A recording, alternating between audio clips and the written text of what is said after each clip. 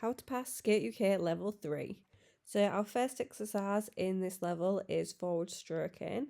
So the first thing to think about is the correct glide, push and the free leg position. So you're going to bend and you're going to go onto your inside edge and then push off from that. And when you push, you're going to extend your free leg and you want to make sure that it's locked off behind you and turn your toe out. So mine was a little bit pointed down, so you can try and turn it out a little bit more. So make sure that your weight is towards the back of the blade and not too much on your toe pick. Also, make sure that your arms are stretched out to the side of you. Like, some people find it really hard to do, and they're embarrassed of using their arms, but it really helps. And yeah, it makes you a better skater in the long run. So now we've got a backwards snowplow stop.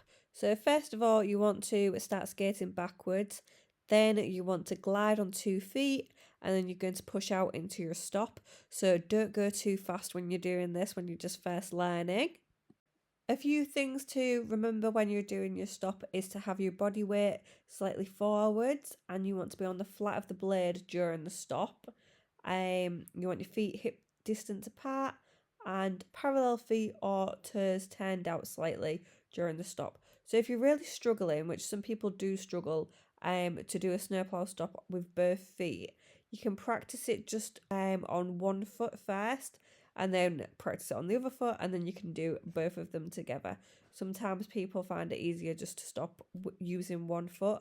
So yeah, try that first. And you can also hold on to the barrier, apply the pressure and then push out.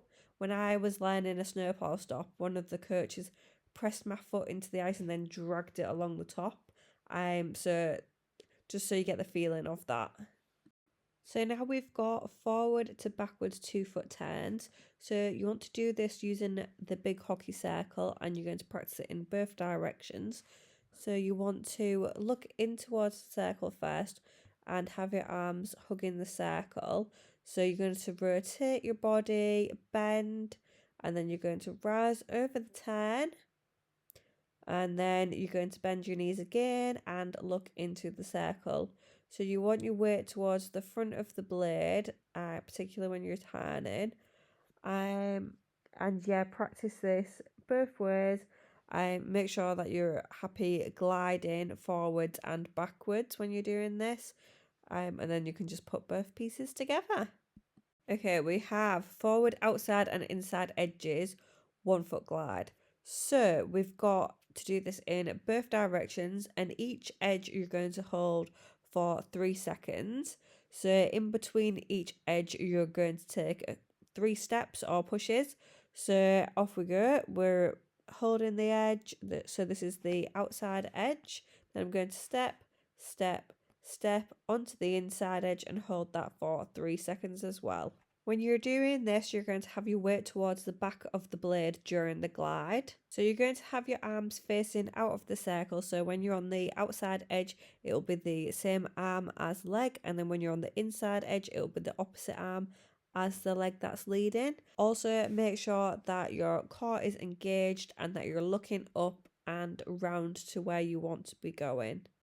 Lastly, we've got a forward 2-foot slalom.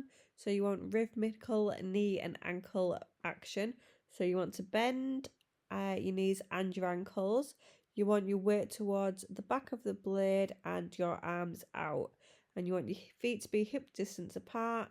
So when you're doing this, start slowly and you can build up and you can get more edges as you're doing this. Thanks for watching.